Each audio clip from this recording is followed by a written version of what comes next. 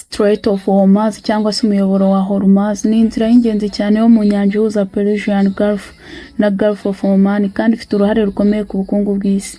Niho haca hafi 1/5 cy'amavuta yose akoreshwa ku isi, bigatuma iba umuyoboro w'ingenzi ku bucuruzi mpuzamahanga. Kubera aka gaciro kayo, inyanja ihora iri mu bice byibandwaho cyane mu bibazo bya politiki n'intambara, cyane cyane mu makimbirane ya Iran ndetse na Leta Zunze Ubumwe za Amerika. Iran ishaka gushyira igitutu ku bindi bihugu ishobora gukoresha inyanja nk'igikoresho cyo kubangamira ubwikorezi bw'amavuta, bigatera ihungabana rikomeye mu isi yose. Niyo mpamvu uyu muyoboro wa Hormuz utari gusa inzira y'amazi, ahubwo ari ahantu h'ingenzi cyane hafite imbaraga mu bukungu no muri politiki y'isi.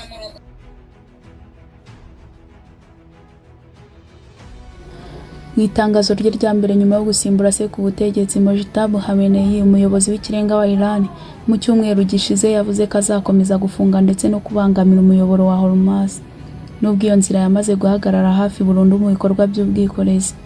Ibi yabivuze ubwo Perezida wa Amerika Donald Trump yamuburiye ko azagaba ibitero bikomeye cyane yise urupfu, umuriro n'umujinya ukabije kuri Iran mu gihe yakomeza kubangamira itembera ry'amavuta.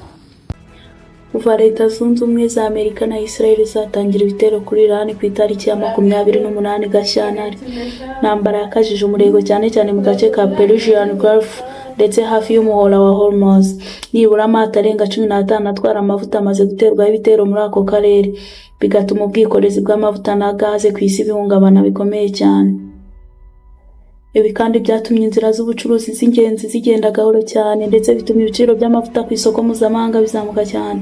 Trump yasabye abo bafatanyije muri NATO kwifatanya n'Abanyamerika kugira ngo barinde inzira y'amato muri uyu muhora wa Hormuz, ariko ubwo busabe bwaherekejwe n'igitutu ndetse no kutabyemera ku bihugu binyamuryango.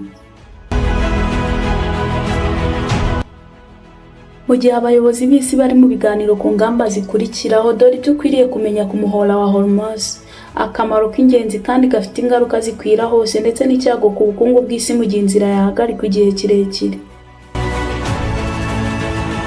Strait of Hormuz ni inzira y'ingenzi cyane yo mu nyanja ihuza Persian Gulf na Gulf of Oman, ikaba ari umwe mu mihora y'ingenzi ku isi yose. Ifite ubugari bugera kuri mayili 30, hafi ibirometero 50. Aho Iran iri mu majyaruguru naho Oman ndetse na Leta Zunze Ubumwe z'Abarabu bikaba mu majyepfo.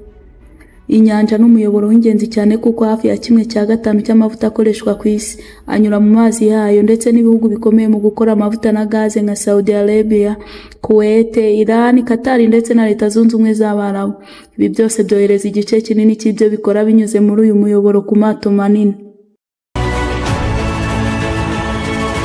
Uko uyu muhora wa Hormuz ufite agaciro gakomeye mu bucuruzi bw'isi, cyane cyane mu bijyanye n'iby'ingenzi nk'amavuta ndetse n'indi mitungo y'isi, bituma uba igikoresho gikomeye cya politiki Iran ishobora gukoresha mu biganiro n'ibindi bihugu mu gihe cy'izi ntambara n'akajagari mu karere. Umuhora wa Hormuz nturi mu maboko ya Iran ku buryo bwemewe n'amategeko. Amato yose ashaka kunyura muri uwo muhanda w'amazi agomba kwemererwa kubikora hakurikijwe amategeko mpuzamahanga. Ariko kubera ko Iran iri hafi cyane y'uyu muhanda, ifite ubushobozi budasanzwe bwo kugira ingaruka ikomeye ku buryo gukumira ibihanyura bishoboka cyane, kandi mu bihe bimwe ishobora guhagarika burundu icyo gikorwa mu buryo bufatika. Mu nkengero z'uyu muhora no hafi aho hari sitasiyo za peteroli za Iran ndetse n'iza Leta Zunze Ubumwe z'Abarabu.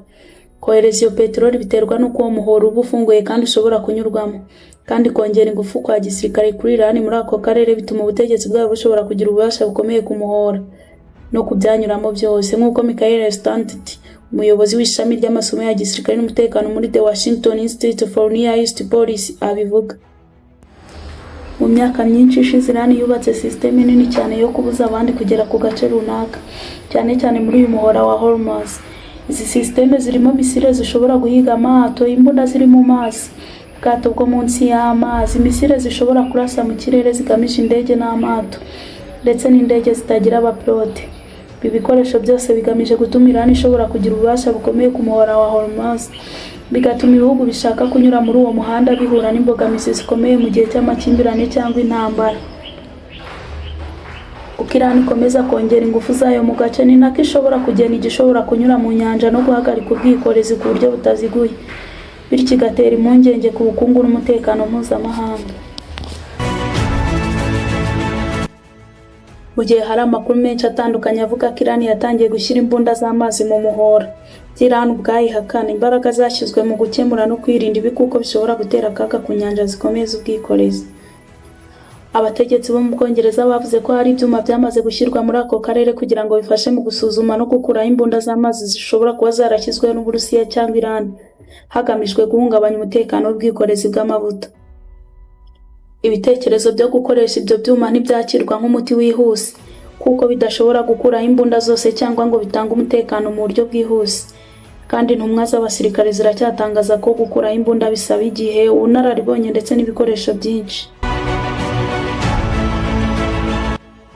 Niba koko imbunda z'amazi za Iran ziri muri uyu muhora wa Hormuz, ibi byaba ari indi mbogamizi ikomeye ku bwikorezi bw'amato.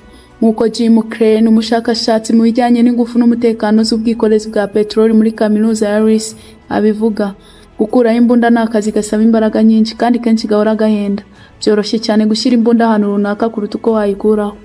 Ibi bisobanura ko niyo habonetse imbunda, gukuraho no gufungura umuhora mu buryo bwizewe bisaba igihe, ubushishozi bwihariye ndetse n'ibikoresho bihenze cyane. Bityo bigatuma umutekano w'ubwikorezi muri Strait of Hormuz ukomeza guhungabana cyane.